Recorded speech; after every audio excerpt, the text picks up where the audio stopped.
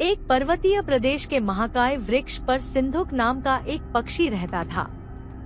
उसकी विष्ठा में स्वर्ण कण होते थे। एक दिन एक व्याध उधर से गुजर रहा था। व्याध को उसकी विष्ठा के स्वर्णमयी होने का ज्ञान नहीं था। इससे संभव था कि व्याध उसकी उपेक्षा करके आगे निकल जाता, किंतु मूर्ख सिंधुक पक्षी ने वृक्ष के ऊपर से व्याध के सामने ही स्वर्ण कणपूर्ण विष्ठा कर दी। उसे देख व्याध ने वृक्ष पर जाल फैला दिया और स्वर्ण के लोभ से उसे पकड़ लिया। उसे पकड़कर व्याध अपने घर ले आया। वहां उसे पिंजरे में रख लिया।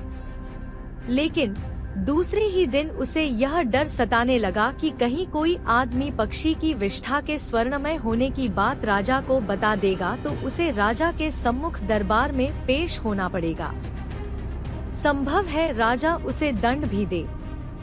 इस भय से उसने स्वयं राजा के सामने पक्षी को पेश कर दिया।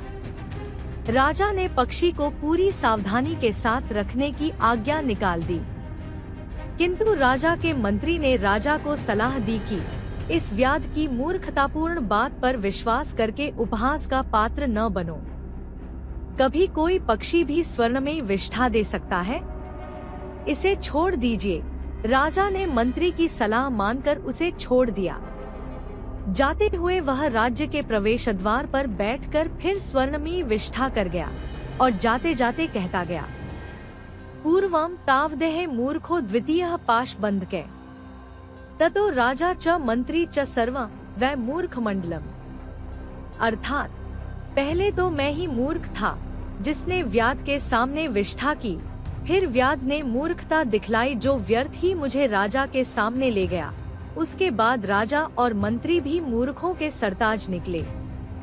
इस राज्य में सब मूर्ख मंडल ही एकत्र हुआ है।